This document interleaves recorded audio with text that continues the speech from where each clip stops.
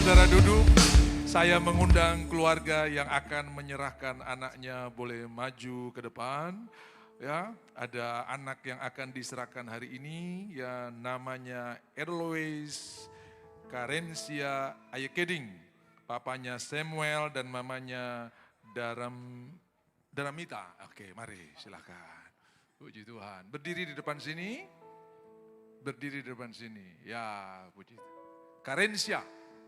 Ya, Karensia, Samuel dan Daramita, Faramita, oke. Karensia yang akan diserahkan hari ini bukan berarti tugas orang tua selesai. Ya, tugas tetap berjalan karena anak ini punya agenda di dalam kerajaan sorga. Saya membaca minimal ada 3 buku di sorga. Yang pertama buku kehidupan yang menulis nama kita. Lalu dibukalah semua kitab, coba bilang semua kitab. Berarti banyak, pak, semua dalam salah satunya kitab kehidupan. Lalu di dalam Maleakhi pasal 3 ada namanya kitab peringatan atau buku peringatan. Semua pelayanan, semua doa, semua ibadah kita dicatat dalam buku peringatan. Dan itu yang nanti akan membuat kita terima upah. Yesaya 1 Korintus 15 ayat 58. Jerih payahmu dalam Tuhan tidak ada yang sia-sia. Dan itu dicatat dalam buku peringatan. Lalu Mazmur 139 ayat 16 buku agenda. Dalam kitabmu hari-hari yang akan dibentuk telah ada. Tuhan sudah siapkan agenda. Jadi papa mama tugasnya memperkatakan agenda Tuhan buat anak ini. Nah, kejadianmu dahsyat dan ajaib. Nah, itu agendanya Tuhan. Nah, engkau dijadikan segambar dengan Tuhan. Itu agendanya Tuhan. Jangan bilang begini, kok papa penginjil, opa majelis berko ini anak terlaku sekali. Terada di Alkitab itu saudara ya, tidak ada di firman Tuhan. Jangan ucapkan yang bukan agenda Tuhan. Ya, ucapkan agenda Tuhan. Jadi begitu saudara serahkan hari ini, pembacaan agenda berlangsung terus seumur hidup. Sampai dia mandiri jadi keluarga, masuk kerajaan sendiri, pemerintahan sendiri, saudara punya tanggung jawab, sudah selesai. Ya, jadi terus perkatakan agenda Tuhan. Nanti ketemu orang-orang, terus perkatakan juga agenda Tuhan. Saya mau bertanya buat Samuel, apakah engkau bersedia membacakan, mendoakan, dan mengingatkan agenda Tuhan buat Karensia ini? Bersedia. Saya mau tanya buat Faramita, apakah engkau bersedia mendoakan, menyanyikan puji-pujian, menumpangkan tangan dan mengucapkan berkat Tuhan buat Karensia? Iya, saya bersedia. Saudara yang punya anak boleh pegang juga anak saudara di tempat duduk, lalu kita berdoa bersama-sama dengan nada C, kita akan menyanyikan pujian ini. I surrender all. I surrender all unto thee, my blessed Savior. I surrender all. Yes, Jesus loved me. Yes, Jesus loved me. Oh, yes, Jesus loved me. Yes, Jesus loved me. So the Bible tells me. Sekali lagi, I surrender all. Oh, I surrender all. I surrender all. I surrender all unto thee, my blessed Savior. Unto thee, my blessed Savior. I surrender. Di hadapan Tuhan, di hadapan orang tua, di hadapan umat Tuhan, di hadapan hamba-hamba Tuhan. Aku menyerahkan engkau Karensia Ayekeding ke dalam tangan Tuhan. Besarlah engkau dalam anugerah Tuhan. Malaikat-malaikatmu akan aktif karena orang tua memperkatakan firman. Sebab setiap anak punya malaikat yang memandang wajah Bapa di surga, Matius pasal 18. Dan semua yang diucapkan pasti akan terjadi. Di dalam nama Bapa, Anak dan Roh Kudus, dalam nama Tuhan Yesus. Besarlah engkau dalam kasih karunia. Dan olehmu banyak orang akan bersuka cita. Berkati papa dan mamanya untuk terus memperkatakan agenda Tuhan buat anak ini. Dan kami percaya keluarga ini adalah naungan yang maha tinggi. Mazmur 91. Dan Tuhan akan kenyangkan mereka dengan panjang umur dan tunjukkan keselamatan kepada mereka. Ayatnya yang ke-16. Dalam nama Yesus kami mengucap syukur buat berkat Tuhan yang luar biasa. Haleluya. Amin. Tuhan berkati ya, selamat. Puji Tuhan, selamat Tuhan. Sinar kemuliaan-Mu Bapa memenuhi sekelilingku, memenuhi sekelilingku. Ku rasakan hadirat-Mu, ku rasakan hadirat-Mu. Kau tenggelamkan jiwaku, ku ingin tetap tinggal bersama. Ku ingin tetap di sini. Ku ingin tetap di sini. Menikmati bait-Mu, menikmati bait-Mu. Ku ingin tetap di sini. Oh, ku ingin tetap di sini dan memandang indah wajah-Mu. Terima kasih, Tuhan memberkati. Selamat hari Minggu pertama 2026. Dan jangan lupa tema kita tahun ini adalah Focusing on Jesus, FOG, saudara-saudara ya. Dan saudara, stiker kayaknya udah habis, yang sudah bisa tempel di mobil atau di rumah. Jadi begitu pulang rumah, lagi sumpek, lagi suntuk, lagi masalah banyak, lihat Focusing on Jesus, langsung terbuka berkat-berkat dari surga, kekuatan Tuhan turun, engkau bisa memandang Tuhan, dan Tuhan memberikan engkau jalan keluar. Amin. Dan saudara-saudara, saya sudah dikasih oleh tim di belakang Bapak, kami ada jual kaos juga. Nah, daripada saya gantung di depan saudara, saya pakai aja saudara-saudara ya. Ini kaosnya, saudara tinggal pesan ukurannya. Yang saya pakai ini L ya. Ada Focusing on Jesus kecil di belakang, tapi di belakang besar saudara-saudara ya. Jadi saudara-saudara, tadinya mobil yang jadi berkat, sekarang saudara yang jadi berkat. Saudara ketemu orang, apa itu? Lalu saudara jelaskan. Ketika kita memandang Tuhan, Tuhan akan kasih kita banyak petunjuk, bahkan banyak direction. Saudara, kira-kira seperti ini kaosnya ya. Tadi pagi saya pakai, tadi pagi ada pernikahan, jadi ini depu dasi sudah di ornamen sekarang saudara-saudara ya. Ini dasi yang tadi pagi saya pakai sudah di hiasan di jas, lalu saya sudah pakai kaos yang nanti kalau saudara mau pesan, langsung kasih uang minimal DP supaya mereka langsung pesan. Karena minggu depan baru barang ada. Hanya ada 2 pilihan warna, putih dan hitam. Ya, jadi ini L, yang saya pakai ini L. Jadi sudah kira-kira, oh yang badan mirip-mirip Pak Gembala, oh L kayaknya saudara-saudara ya. Kalau yang lebih besar sedikit mungkin XL saudara. Jadi di belakang sudah ada yang siap menulis pesanan saudara sekaligus dengan pembayaran, supaya uang pembayaran itu dipakai langsung untuk pemesanan. Minggu depan saudara tinggal terima barangnya. Saudara, buat saya bukan soal harga barangnya, tapi berkat yang menyertainya. Artinya orang pun ikut diberkati karena nanti ada kaitan dengan firman Tuhan yang saya sampaikan hari ini. Puji Tuhan, saya membuka dengan lagu yang baru saja kita nyanyikan. Pernah ada seorang pendeta pergi pelayanan di penjara. Setelah berkhotbah kepada narapidana, dia mengajak jemaat atau narapidana untuk menyembah Tuhan, menyanyi pujian ini. Lalu mereka nyanyi dari awal, sinar kemuliaan-Mu Bapa. Begitu sampai di refrain, pendeta solo sendiri, tidak ada narapidana yang nyanyi. Kenapa? Karena bunyinya begini, ku ingin tetap di sini. Terada yang mau tinggal di penjara lama-lama, saudara. Ketong mau cepat-cepat keluar, jadi pendeta solo sendiri. Jadi kalau saudara pelayanan penjara, pilih lagu hati-hati, saudara ya. Jangan sampai saudara solo sendiri karena lagu yang salah saudara pilih, keliru saudara. Nah, itu sedikit cerita. Lalu hari ini saya ingin menyampaikan buat saudara pesan di awal tahun sesuai dengan Focusing on God. Yang pertama, berhenti menjadikan pengalaman masa lalu sebagai basic atau dasar untuk keputusan di hari ini. Karena pengalaman itu belajar bersyukur kepada Tuhan, tetapi memutuskan Tuhan punya cara yang tetap baru dan tidak selalu harus pakai cara yang lama. Karena dia kaya dengan jalan keluar. 10 persoalan yang sama, Tuhan punya 10 jalan keluar yang berbeda. Saudara-saudara, tidak tergantung kepada jalan keluar yang pernah engkau alami dulu. Karena kalau kita bergantung, kita bisa kehilangan berkat. Saudara, Daud seorang yang begitu mengerti akan hal ini. Makanya saudara baca dalam 2 Samuel pasal yang ke-5. Ketika dia menyerang orang Filistin yang datang menyerang dia, dia bertanya, Tuhan, saya maju atau tidak? Tuhan bilang maju, engkau akan memenangkan pertempuran.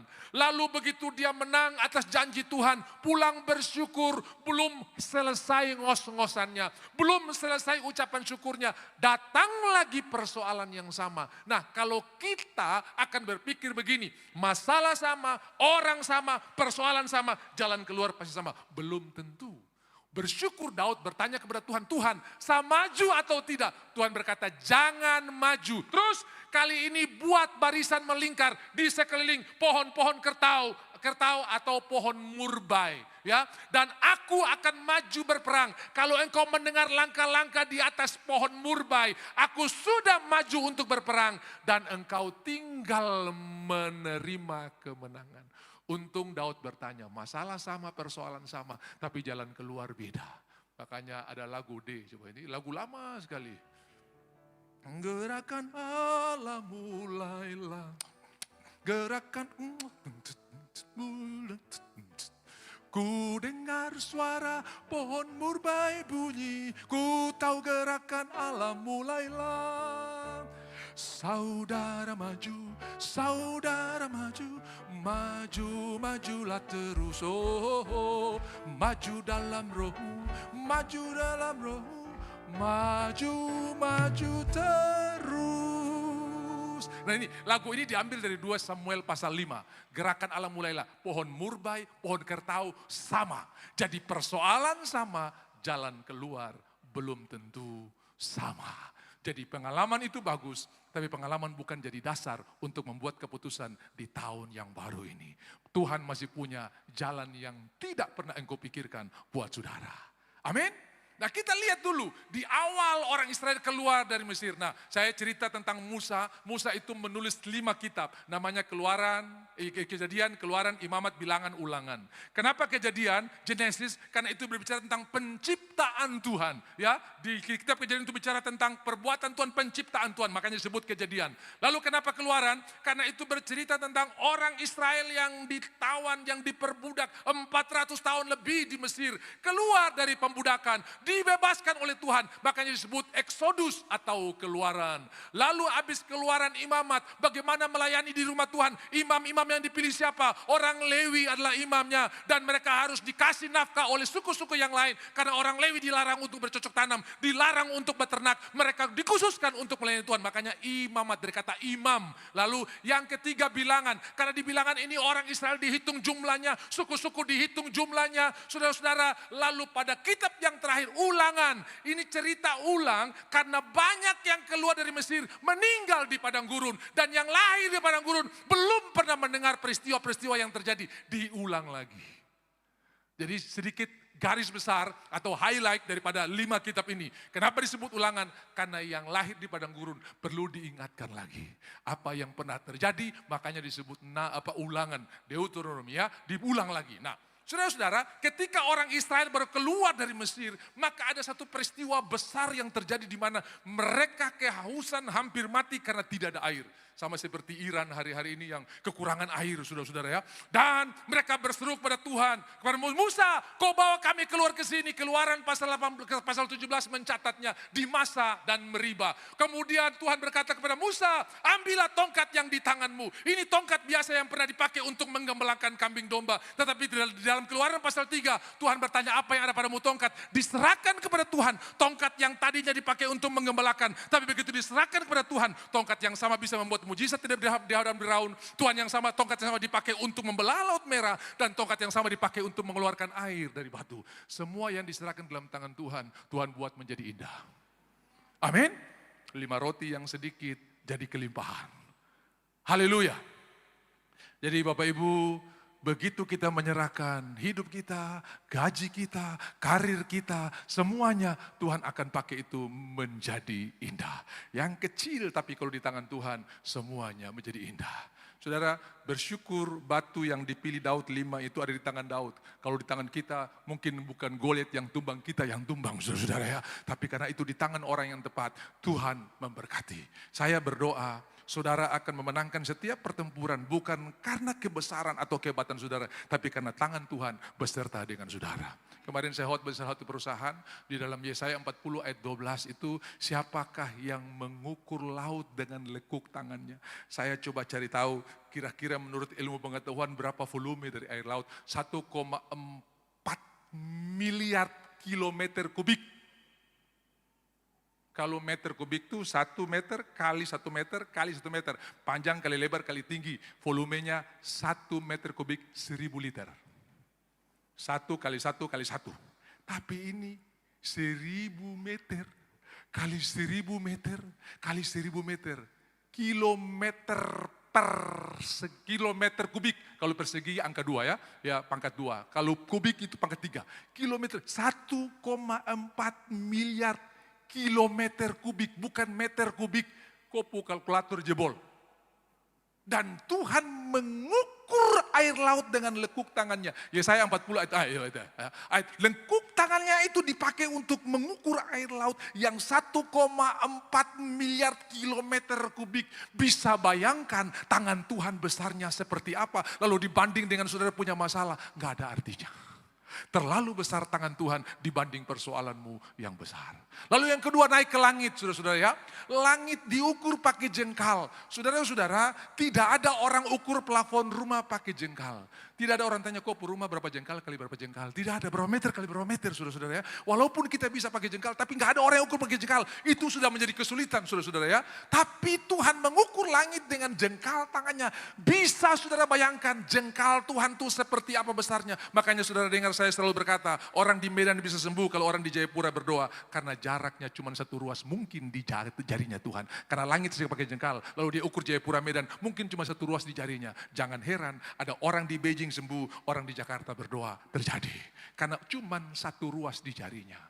Katakan sepatah kata maka hambaku akan sembuh. Begitu dia sampai keesokan harinya, bos terus sibuk, orangnya sudah sembuh. Jam berapa sembuhnya? Dan disebutkan jamnya, sama seperti Tuhan dengan orang itu lagi berbicara. Dan itu di tempat yang terpisah. Jarak bukan masalah. Jadi anakmu yang di Jogja, yang di Jakarta, yang di luar negeri, tidak perlu takut apa yang kau doakan di sini. Sesuatu terjadi di sana. Karena jarak bukan masalah. Yang setuju katakan amin. Karena dia mengukur langit dengan jengkal tangannya. Lalu menyukat debu tanah dengan takaran. Gak tahu liter Tuhan itu kayak apa. Tapi sudah bisa bayangkan debu tanah semuanya diukur dengan takaran. Dan menimbang gunung-gunung dengan dacin. Dacin itu berapa? Paling tinggi berapa? Pak Teo ya? Yang dulu di Posyandu tuh yang belum ada timbangan-timbangan tuh dong 100 kalau nggak salah ya. Ya 100 sampai 150 kalau timbang-timbang kopra, timbang-timbang apa tuh yang ya belum ada timbangan roda tuh dulu kan. Masih pakai bawa-bawa jalan-jalan tuh. Kalau mau pergi timbang hasil-hasil panen kes keluar dari mobil gantung dia baru babi kah, kerbau kah apa dong gantung di situ saudara-saudara ya. Ya itu dacin saudara ya. Dacin Tuhan pakai untuk menimbang gunung Doponsoro, gunung Himalaya, gunung apa saja. Tuhan pakai dacin. Lalu bukit-bukit dengan neraca tuh nggak ada ons, cuma gram. Kalau sudah pergi ke tukang emas yang pakai kaca itu, terus ada timbangan kayak kejaksaan Pulogo itu, nah itu neraca, saudara-saudara, itu neraca. Itu tidak ada onsnya, cuma gram. Dan Tuhan pakai itu untuk menimbang bukit-bukit. Bayangkan betapa besarnya timbangan Tuhan itu. Jadi kalau dibanding dengan saudara punya persoalan, tidak ada artinya. Ya, pernah dengar ada anak sapi dan induk tikus, orang Ambon bilang tikus mai itu induk tikus, dong berantem. Si tikus bilang begini, sapi, anak sapi, kau dengar, kau sedang saya itu salih lebih besar. Itu anak sapi tertawa terbahak-bahak, kau ini bicara terpakai logika, saya pupahas saja kau terdapat, baru kau bilang kau lebih besar. Salih lebih besar, dombaku melawan tidak ada kesimpulan dan si tikus tetap pertahankan bahwa dia paling besar daripada anak sapi. Oke, karena kita tidak punya kesimpulan, mari anak-anak yang lagi liburan kelas ini, ya pas lagi liburan bermain di halaman, mereka yang ada akan menjadi wasit, mereka yang akan menjadi yuri, siapa di antara kita yang paling besar? Caranya gimana? Kata anak sapi, kita akan lari di lapangan, tapi saya akan lari lebih dulu, baru kau dengar penilaian mereka, sesudah itu kau lari. Begitu tikus ini lari di lapangan, semua orang berteriak, wah tikus besar, tikus besar, tikus besar. Oke, sekarang kau lari, kau dengar, dia bilang apa saya tadi? Besar toh? Begitu anak sapi lari, dia bilang, sapi kecil, sapi kecil, sapi kecil. Dia bilang, betul juga ya, dia besar, saya kecil. Kok hebat juga ya? Iya, diukur dari dunia pertikusan. maka dia termasuk tikus besar. Dan diukur dari dunia persapian, maka ini anak sapi termasuk sapi kecil. Diukur dengan saudara punya kemampuan, maka saudara punya masalah besar. Tapi diukur dengan tangan Tuhan yang luar biasa, maka masalahmu tidak ada apa-apanya. Haleluya. Bilang kiri kanan, kau ukur pakai ukuran apa? Waduh besar sekali Pak. Kau pakai ukuran. Kalau saudara bilang begini, sebab kau besar, persoalanku yang kecil, tidak ada artinya. Itu berarti saudara ukur dengan Tuhan.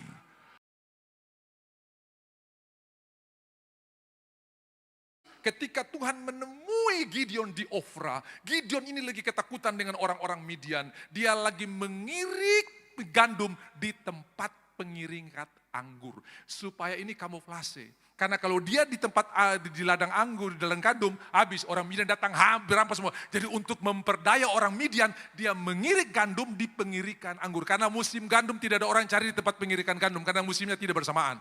Jadi dia mengirik di tempat pengirikan gandum. Tuhan datang dan berkata begini, hei engkau pahlawan yang gagah perkasa. Ya pahlawan yang gagah perkasa. Tuhan menyertai engkau. Ya pahlawan yang gagah perkasa. Lagi ketakutan, lagi bersembunyi, lagi kalau saya jadi Tuhan, laki-laki penakut ini. Harusnya begitu ya. Tapi Tuhan berkata, hei engkau pahlawan yang gagah perkasa. Artinya apa? Kita memperkatakan hasil akhir. Jadi anak saudara bawa pulang, papa saya matematika 3. Kau insinyur yang luar biasa. Karena itu cuma sementara yang sekarang ini. Hasil akhirnya kau luar biasa.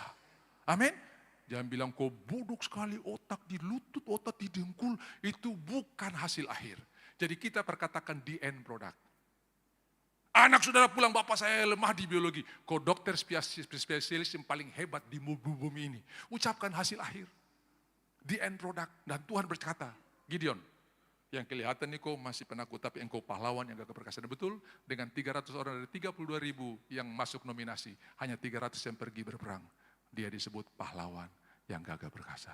Saring, tinggal 300. Ini yang bersama dengan pendaftaran CPNS, saudara ya. Yang terima 10, yang daftar 10.000, saudara ya. Waduh, full sekali. Tapi itulah, dengan 300 orang ini, engkau akan menangkan pertempuran. Terlalu banyak Gideon, ini Midian bisa dihitung seperti pasir. Terlalu banyak. Suruh yang takut, yang pulang, saudara. 22.000 pulang, tinggal 10.000. Terlalu banyak. Terus suruh mereka minum di sungai.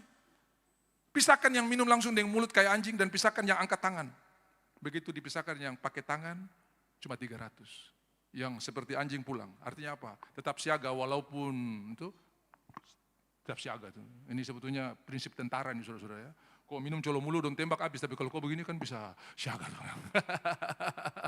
Tetap siaga, 300 saja. Dengan 300 orang ini, kau akan pergi memenangkan. Jadi saudara tahu prinsip-prinsip intelijen, dong bilang Mossad hebat, semua itu tidak dari Alkitab. Coba saudara belajar bilangan 13 waktu 10-12 pengintai, periksa kotanya, periksa posisinya, periksa penduduknya. Itu sebetulnya dasar-dasar intelijen saudara. Dan itu semua ada di Alkitab. Jadi saya ini bisa ajar di Lemnahana, saudara, bisa. Kenapa? Basicnya Alkitab. Sebab ilmu pengetahuan hanya mengurang apa yang dikatakan oleh Alkitab. Dan itu basicnya sampai hari ini. Jauh sebelum orang belajar, intelijen seperti apa ya. Kita di Israel tuh, Mossad itu sampai mati, istrinya pun bahkan gak tahu. Kita baru dinas 1 hari, itu yang naik Vespa tuh intel. So tahu saudara-saudara ya. Maka kadang orang bangga kalau dia diketahui intel saudara-saudara ya. Orang bangga, tapi dia gak ada yang tahu. Sampai mereka pulang bawa anggur, tuh gak ada yang tahu saudara kalau mereka sudah 2 orang yang pergi ke Yeriho itu sempat diketahui. Tapi Tuhan tetap punya cara saudara ya. Jadi mau diketahui kah, tidak diketahui kah, tetap hasil akhirnya menang. 2 orang yang masuk tuh mana? Kas keluar Rahab. Itu diketahui. Tetapi Tuhan tetap punya cara. Artinya ketika kita berserah ke tangan Tuhan, diketahui, tidak diketahui, tetap rencana Tuhan, gol. Hasil pengintaian tidak menentukan apakah masuk atau tidak. Haleluya. Hasil para pakar-pakar yang memprediksi tahun 2026 itu tidak menentukan berkat Tuhan yang akan turun dalam hidupmu. Ketika engkau percaya, mujizat terjadi. Jadi mujizat punya dua sisi, dari sisi Tuhan tidak ada masalah, dari sisi kita percaya. Pukul batu itu dan air keluar. 40 tahun kemudian sebelum masuk, Musa menyandarkan keputusan atas pengalaman masa lalu. Bilangan 20 mencatatnya. Musa marah sekali. Tuhan bilang keluar dan bicara buat batu itu. Semua bilang bicara.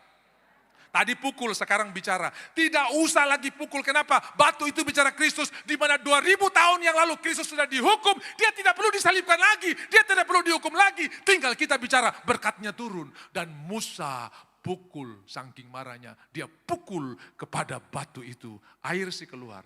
Tapi akibatnya Musa, kau tidak menghormati kekudusanku. Saya bilang Tuhan, dia bukan kesalahan kecil, tapi kok dia tidak bisa masuk. Bukan soal kesalahan kecil, tapi dia memberikan impres dan kesan kepada jemaat Tuhan. Bahwa Tuhan itu tukang marah. Tuhan itu pembalas. Tuhan itu jahat. Padahal Tuhan itu penuh belas kasihan. Saya berdoa biar dari mimbar ini tetap mengalir pribadi Tuhan yang benar. Tetap biar mengalir siapa Tuhan yang benar. Saudara, ketika Tuhan pergi ke Nazaret dalam Lukas pasal 4. Dia seperti kebiasaan pergi ke sinagoga, lalu dikasih kitab suci. Dan itu diambil dari Yesaya pasal 61. Hari ini genaplah apa yang kau baca. Apa yang kita baca. Bahwa roh Tuhan ada padaku untuk memberitakan tahun rahmat Tuhan telah tiba. Mencelikan mata yang buta. Melepaskan para tawanan. Dan menyatakan tahun rahmat Tuhan telah tiba. Lalu ia menutup kitab itu padahal ayatnya belum selesai. Dan memberikan pembalasan kepada orang-orang berdosa. Kenapa ia tutup? Karena ini bukan waktu pembalasan, ini waktu kasih karunia. Nanti sesudah kita diangkat, waktu pembalasan terjadi. Jadi kalau Tuhan menutup kitab, kita juga harus tahu menutup kitab. Haleluya. Nah, kenapa orang takut pergi ke gereja? Karena kita kasih ancaman. Kau bertobat, kau masuk neraka. Beda sekali kita bilang, Tuhan mengasihimu dan ini waktu perkenanan Tuhan. Dia menunggu engkau. Dia sangat mengasihimu. Itu yang diberitakan oleh Tuhan. Makanya ada orang takut sekali pergi ke rumah Tuhan. Kenapa? Kalau saya masuk nanti plafon runtuh. Karena saya ini orang berdosa sekali. Itu bukan firman Tuhan. Ya, kalau pendeta itu nama Petrus, itu pendeta Petrus 5 ayat 1, saudara-saudara ya. Kalau pendeta itu nama Nobel, itu Nobel 3 ayat 2, saudara-saudara ya. Karena itu tidak ada di firman Tuhan. Yang ada Tuhan mengasihi kita. Mari beritakan kasih setia Tuhan. Amin. Jadi saudara-saudara, pengalaman bukan jadi dasar untuk kita memutuskan. Semua keputusan yang akan kita buat, biarlah kita berharap kepada Tuhan. Nah, mari kita akan masuk kepada apa yang ditulis dalam kitab Kejadian pasal 11 tentang Menara Babel. Saudara-saudara, saya akan menyoroti sedikit hal-hal penting karena ada kaitan dengan focusing on God. Kita focusing on Jesus. Kita akan lihat di dalam Kejadian pasal 11. Adapun seluruh bumi satu bahasanya dan satu logatnya. Nah, saudara-saudara tahu gara-gara Menara Babel ini, maka semua bumi penuh bahasa. Jangankan bilang di seluruh bumi, di Papua saja kampung bersebelahan bahasa beda.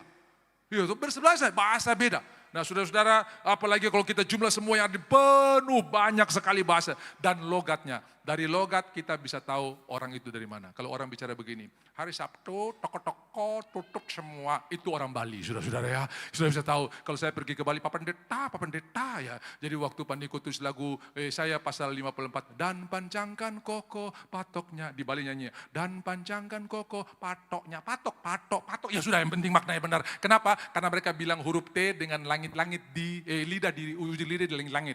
Ya, Pak Pendeta, hari Sabtu ketemu nanti gitu ya, itu orang Bali. Nah, kalau saudara dengar yang di belakang N semua jadi itu pasti orang Makassar. Hari Senin saya bawa kok ke SPN. Nah, itu orang Makassar, saudara-saudara. Itu pasti orang Makassar. Dari logatnya kita bisa tahu. Betul tidak? Kalau saudara dengar sonde, itu orang mana? Orang Kupang. Dari logatnya kita bisa tahu. Jadi waktu itu satu bahasanya, satu logatnya. Nah, karena Menara Babel ini logat pol. Nah, saudara-saudara, ada orang Sulawesi Utara yang mau pergi ke kalau saudara pergi ke Betawi, orang Betawi itu A jadi E, gitu kan? Babe gue dalam surga, gitu kan, itu orang Betawi. Kalau doa bapak kami, gitu kan.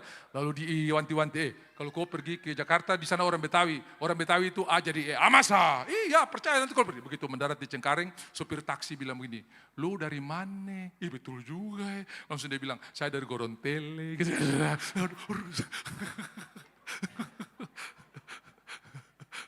tampil apa adanya, jauh usah tiru-tiru nanti jadi rusak saudara-saudara ya.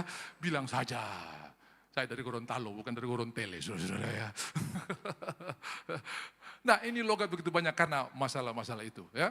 Sudah bisa tahu orang Medan dari logatnya, sudah bisa tahu orang Sunda dari logatnya. Saya pas pergi di salah satu tempat perbelanjaan di Bandung, bawa mobil, begitu turun ada orang Bandung datang, Pak, tahun sabaraha? Saya bilang, apa ini? Kalau kita ini air guraka, saudara, saraba tuh, ternyata itu tahun berapa mobilnya, saudara-saudara ya. Dia mau bangun hubungan, dia tanya, tahun sabaraha? Saya bilang, apa ini tahun sabaraha? Oh ternyata tahun berapa, saudara-saudara ya, tahun berapa. Padahal kecil-kecil, saya sudah kenal dengan orang Garut itu banyak. Kumaha kah dia, udah saya tahu, tapi sabaraha dia nggak pernah bilang, jadi saya pikir apa nih, air guraka kah? Jahe itu kita bilang guraka, saudara-saudara ya. Nah, saudara-saudara, logat ini jadi banyak gara-gara Babel ini. Tapi mari kita lihat kenapa itu terjadi. Kita mulai pelan-pelan. Yang pertama, hal yang paling menonjol dari pembangunan Menara Babel adalah mereka berkata, baiklah kita, baiklah kita, baiklah kita, dan baiklah kita. Dalam merumuskan satu rencana, dalam memutuskan satu keputusan, dan dalam melaksanakan satu pekerjaan, mereka tidak melibatkan Tuhan sama-sama sekali. Tapi mereka lebih banyak berbicara, baiklah kita, hasil musyawarah yang paling baik sekalipun, kalau itu tidak diperkenankan oleh Tuhan, belum tentu mendatangkan kemenangan. Jadi saudara, mereka hanya musyawarah yang baik, tapi tidak melibatkan Tuhan. Focusing on God, focusing on Jesus, membantu kita untuk melibatkan Tuhan dalam setiap perencanaan kita. Sudah tahu, ketika Samuel sudah tua, dan orang-orang Israel melihat-lihat kiri kanan, di sana ada raja, di sini ada raja. Mereka datang kepada Samuel, Samuel, kami sudah bermufakat, kami sudah sepakat, kami sudah rapat, angkat raja bagi kami. Saudara-saudara, itu sangat jahat di mata Tuhan. Lalu Samuel menghadap Tuhan, Tuhan berkata begini, dengar suara rakyat itu, karena mereka bukan menolak engkau, tapi mereka menolak aku sebagai raja. Selama ini pemerintahan mereka teokrasi. Tapi hari itu mereka mau masuk dalam demokrasi. Ya, hasil musyawarah yang baik belum tentu hasil keputusan Tuhan. Dan sudah tahu Saul diangkat kacau balau. Walaupun itu hasil musyawarah, tetap Tuhan campur tangan. Apalagi kita yang ada di bawah kasih karunia ini. Tangan Tuhan tidak pernah undur dalam hidup kita. Hanya kita kehilangan kesempatan sebentar saja. Tapi mari libatkan Tuhan. Janganlah baiklah kita, baiklah kita, baiklah kita. Silakan baiklah kita, tapi silakan juga ucapkan atau libatkan Tuhan. Yakobus pasal 4 ayat 13 mulai. Saudara lihat semua sudah mantap ya, semua sudah luar biasa. Dikatakan begini ya, di dalam Yakobus 13. Yakobus pasal 4 ayat yang ke-13 mulai ya. Penulis Yakobus ini berkata begini, saudara-saudara, kalau engkau sudah buat planning, sudah buat rencana, jadi sekarang hai kamu yang berkata hari ini atau besok, waktu sudah ditentukan ya, berangkat ke kota Anu, kota sudah ditentukan ya, lalu dan di sana kami akan tinggal setahun, waktu untuk berinvestasi, waktu untuk tinggal sudah ditentukan, lalu tujuan atau jenis pekerjaan adalah berdagang, lalu yang terakhir goalnya mendapat untung, semua sudah ditentukan dengan matang, sedang kamu tidak tahu apa yang akan terjadi besok. Saudara, tidak ada orang yang bisa memprediksi besok jadi apa. Ada bapak sehat-sehat di Eropa saudara ya, gagah, sudah pakai baju olahraga mau keluar pergi ngopi, begitu keluar pintu, sesuatu benda turun dari langit, hajar dia pun jidat, meninggal. Begitu diselidiki, ternyata seekor kura-kura yang jatuh dari langit, hajar dia pun jidat. Dong bilang, dari mana nih kura-kura bisa terbang dari langit? Kura-kura itu biasa di darat, di tempat lumpur. Setelah mereka selidiki, rupanya di sana ada sejenis elang yang senang menangkap anak kura-kura untuk dijadikan konsumsi. Jadi mungkin pada waktu dia terbang, gak tahu mungkin mulutnya kecapean, terlepas, pas bapak ini keluar, hajar dia mujizat, langsung tampias. Kita tidak bisa prediksi besok jadi apa. Tapi saya mau kasih tahu kabar baik, semua kita dalam perlindungan Tuhan. Kalau tugas belum selesai, kau belum pulang. Bilang kiri kanan, kau sudah dengar itu. Jadi jangan rasa kram-kram sedikit, jangan-jangan jantung ini, jangan-jangan asam urat ini. Bila kau dengar saya ini dalam anugerah Tuhan, Tuhan akan selesaikan rencana yang menurut saya. Jadi pergi kau dalam nama Yesus. Ya saudara-saudara, berhenti perkatakan hal itu. Apa yang terjadi? Saya ingat waktu kerusuhan terjadi di Jakarta dan salah satu sekolah Alkitab yang dipimpin oleh pendeta Royandi Otesoid itu juga dibakar, mahasiswa banyak yang dibunuh. Lalu pada waktu evakuasi saudara-saudara ya, ada satu orang yang namanya Domingo sudah di sorga. Sudah di sorga. Terus Tuhan bilang di sorga, kau petugas belum selesai, jadi balik. Jadi begitu rohnya masuk ke dalam tubuhnya yang kepalanya sudah hampir putus. Dokter Ruyandi Hutaso itu tuh bersaksi sendiri, saya dengar kesaksiannya bahwa dia ikut menjahit kepalanya itu yang cairan otaknya sudah meleleh. Waktu mau angkat tangan sudah mau putus. Dong bawa dong operasi, hidup sampai hari ini. Kenapa? Waktunya belum tiba. Amin. Tuhan sanggup melakukan perkara-perkara yang luar biasa. Jadi percaya bagi Tuhan tidak ada yang mustahil. Saya ingat ada seorang bapak yang melayani di daerah pesisir. Setelah melayani beberapa waktu, mereka harus pindah ke pedalaman yang jauh sekali dari laut. Setelah 3 bulan anaknya merengek, "Papa, aduh saya sukangin makan ikan. Dulu dong tiap hari makan ikan, sekarang ini tiap hari makan daging, binatang-binatang hutan semua saya bosan. Saya sukangin makan ikan."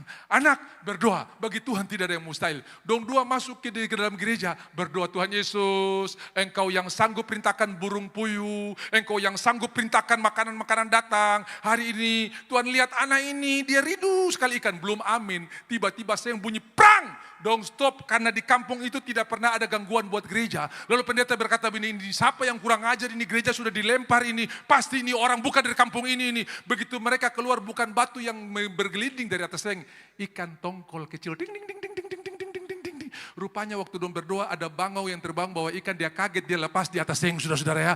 Karena Tuhan bisa terbangkan ikan dari laut sampai di tempat di pedalaman dan bukan dari freezer.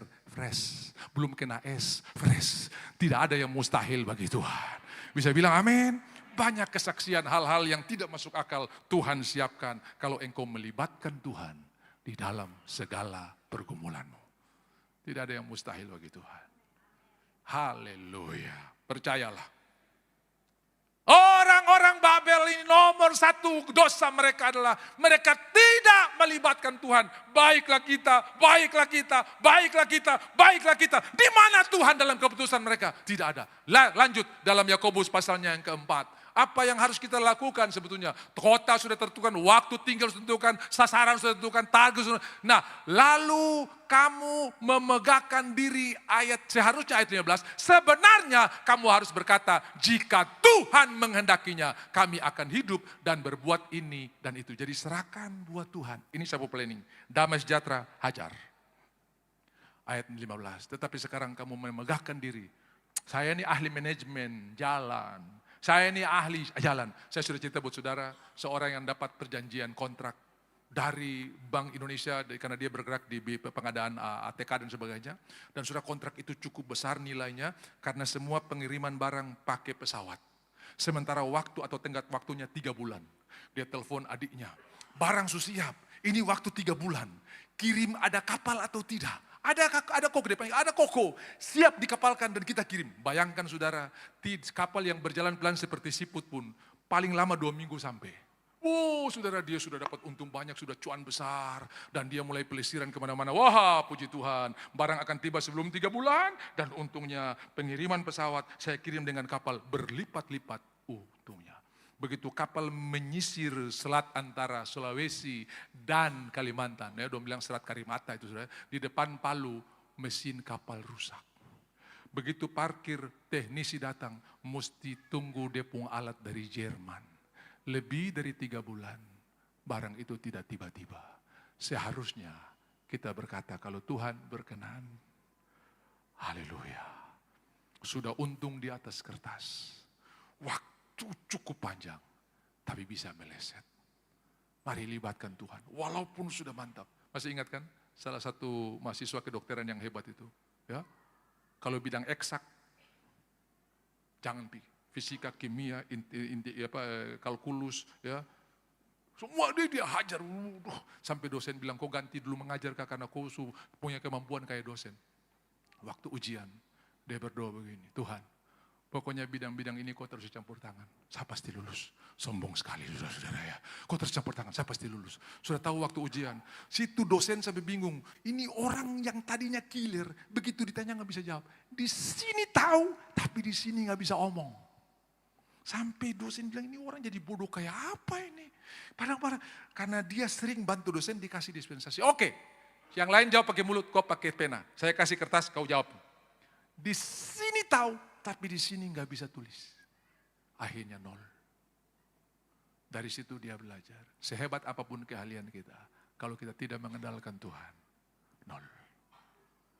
Seharusnya engkau berkata kalau Tuhan mengizinkan. Jangan andalkan kehebatanmu, jangan andalkan kekuatanmu.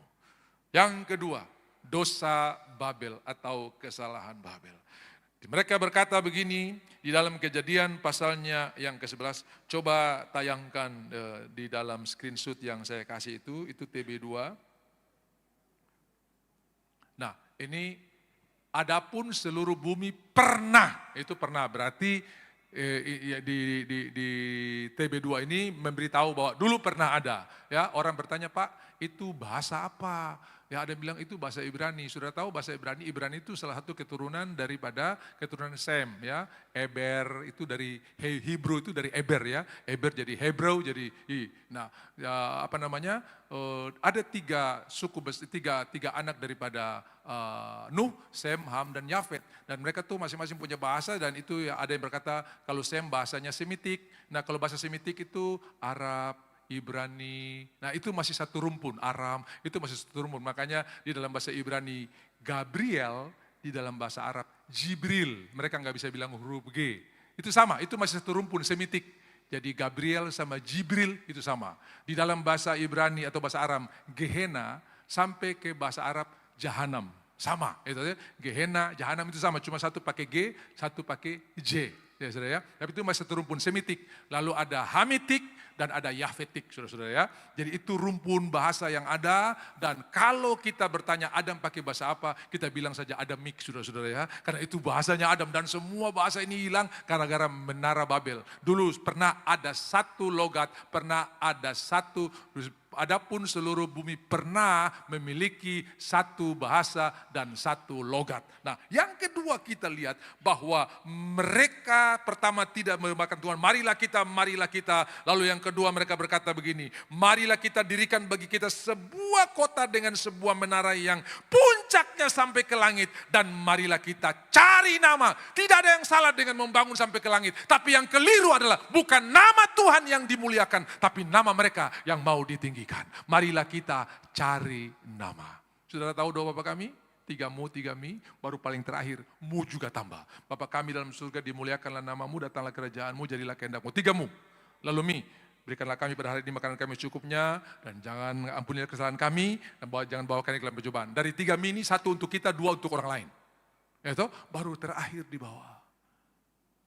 Sebab engkaulah yang punya kerajaan, dan kemuliaan, dan kuasa, sampai selama-lamanya.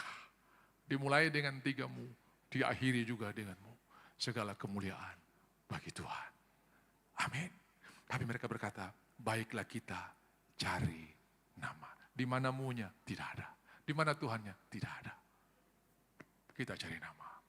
Berhenti. Kalau itu berhasil, semua karena kebaikan Tuhan. Kalau ada orang berikan pujian buat saudara karena satu kemenangan, terima dengan rendah hati, kembalikan buat Tuhan. Kalau bukan Tuhan, sia-sialah upaya orang membangunnya. Salomo menyadari, makanya dia tulis Mazmur 127, salah satu dari 15 nyanyian syara. Berkat Tuhan pangkal selamat. Semua bilang berkat Tuhan pangkal selamat.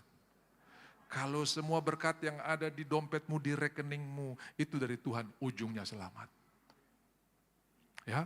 Dulu sebelum otonomi khusus, saudara, orang belum uang banyak, pulang tepat waktu. Begitu uang sebanyak, pulang salah rumah, saudara-saudara. Orang berumah dia masuk, saudara-saudara. Karena ini bukan berkat, ujungnya bukan selamat. Ya, saudara-saudara yang dikasih oleh Tuhan, kalau saudara lihat, hitung daftar kekayaan Ayub. Dia bisa beli istri banyak. Saudara, kalau gaji 5 juta, tidak mungkin kita bisa cari perempuan lain. Tapi kalau gaji sudah 100 juta, 500 juta, bisa nggak? Bisa. Tetapi kalau orang memuliakan Tuhan, dia tidak akan kehilangan berkat Tuhan. Dia tetap setia dengan istri masa mudanya. Maleaki pasal 2. Bukan istri muda, istri dari masa muda. Jangan salah baca, saudara-saudara ya. Jangan salah baca. Ya, toh? Makanya Alkitab tulis, hei suami-suami, kasihilah istrimu. Suami-suami itu aja, semua suami dengar kasihilah istrimu. Tidak dibilang, hei suami-suami, kasihilah istri-istrimu. Tidak ada, satu saja saudara, istrimu. Yang suami bilang amin. Jadi dengan hikmat rumah diisi. Ya, Jangan sampai karena kau fans dengan Valentino Rossi foto lebih tinggi dari salib di rumah, saudara-saudara ya. Taruh kau foto-foto pernikahan, taruh di situ sehingga kau pulang, iya ini istriku. Jangan seperti di Manado, saudara-saudara ya, kelihatan romantis, tetapi ternyata tidak. Ada satu teman berkunjung setelah lama berpisah, dan ketika dia ketemu dengan temannya, dia lihat betapa romantis. Kenapa? Tiap 5 menit nama panggilan kepada istrinya berbeda, sayang, darling, honey, merpatiku gitu kan. Merpatiku, sampai waktu istrinya bikin kopi di belakang, kawan, kasih dong rahasia. Saya lihat kamu harmonis sekali, kamu mesra sekali. Dia bilang, jangan bilang-bilang orang, saya lupa saya pemain topu nama, saudara. Jadi kelihatannya darling, tapi rupanya dia lupa istrinya punya nama, saudara. Haleluya. Jadi kembali lagi, istri mengasihi suami. Dari pagi sebelum ibadah ada orang nikah, makanya saya ulang sedikit, saudara. Jadi hari ini 3 kali khotbah saya. Ibadah jam 7 sampai jam 8, jam 8 sampai jam setengah 10, sekarang jam 10 sampai selesai. Saudara-saudara, karena dari pagi kita ada pernikahan. Lalu, hai istri-istri, tunduklah kepada suamimu karena Kristus. Semua karena Kristus, semua bilang karena Kristus. Jangan seperti saya dulu, saudara ya. Istri saya bilang begini, kalau ada yang kasih tahu berarti saya tahu, saudara-saudara, hubungan dekat dengan dia, saudara yang kasih tahu, saudara ya. Dia bilang begini, kalau kau bawa pulang uang, saya bikin kopi, kalau tidak kau bikin sendiri, saudara. Aduh, tapi itu dulu, karena kita bertumbuh dari iman kepada kesempurnaan, saudara-saudara ya. Sebab apa? Kebanyakan istri hanya menunjukkan alamat kepada suami ketika dia minta dibuatkan sesuatu. Papa capek ini, tolong bikin kopi. Air panas di situ, gula di situ, kopi di situ. Bikin sendiri. Cuma kasih tunjuk alamat, saudara-saudara ya. Jangan kasih tunjuk alamat. Kalau engkau pergi ambil air panas, lakukanlah seperti kepada Tuhan. Itu? Dia bikin saya kayak anak kecil, Pak. Kenapa? Itu kalau mau makan, cuci tangan, cuci tangan. Dia jaga di wastafel, cuci tangan, cuci tangan. Lakukanlah cuci tangan karena Kristus. Dia merasa rendah, Pak, dia bikin saya kayak begitu. Ya sudah, karena memang masing-masing berangkat, makanya saya bilang kita harus telanjang, itu artinya tahu persis seperti apa dia diperlakukan pada masa kecil, itu menentukan hari ini. Dan kabar baiknya, tidak ada yang tidak bisa disembuhkan, kita di belakang. Ini nanti sesi yang lain. Jadi semuanya untuk kemuliaan bagi nama Tuhan. Lalu mahasiswa ini harus menghadapi ujian yang lebih killer lagi. Di mana dosen ini akan memilih salah satu dari 50 buku yang ada di lemari. Jadi semua orang harus mempelajari 50 buku ini. Dia bilang, Tuhan saya sudah belajar. Ternyata saya punya kemampuan, kalau tanpa Tuhan tidak ada artinya. Dan kali ini Tuhan tolong. Saya menghadapi dosen yang tinggal pilih buku 50 dari 50 jenis, dia tinggal pilih satu saja. Tiba-tiba Tuhan kasih damai sejahtera. Belajar buku ini. Lalu dia protes, Tuhan ini buku yang karena gampang, karena ada mata pelajaran yang tidak akan diajarkan karena terlalu mudah, saudara ya. Ini barang pernah diajarkan selama 6 semester, ini kok kenapa mesti disuruh? Belajar saja, dia belajar di dalam. Dia lihat teman-teman itu semua dikelilingi buku, habis baca sini, dia cuma satu buku saja. Sedikit nyali juga, sedikit kecut juga, tapi Tuhan bilang baca ini saja. Begitu dosen yang penguji yang killer ini maju ke depan, dia bilang begini, ada satu mata kuliah yang tidak pernah diajarkan selama beberapa semester karena terlalu mudah. Dia bilang, yes, mantap.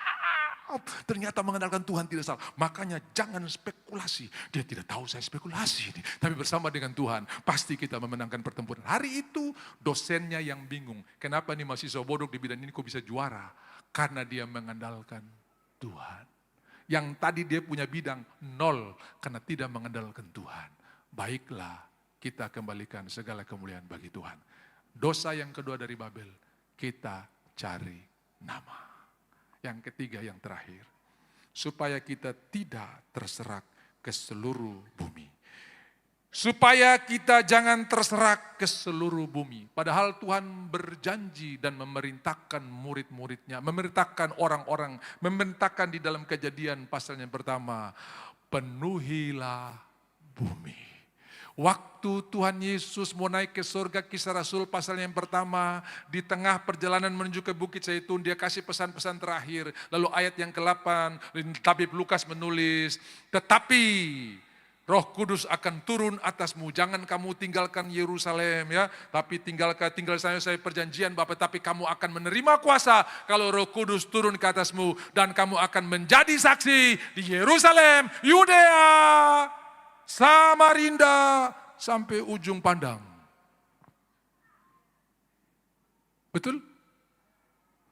Maksudnya jangan dulu tidur, saudara-saudara, ini waktu dengar firman Tuhan. Saya ingin make sure saudara belum tidur. Yudea sampai Samaria sampai ujung bumi. Jadi Bapak Ibu, Tuhan bilang begini, pergi dan beritakan Injil. Murid-murid keenakan. Oh, di sini enak sekali.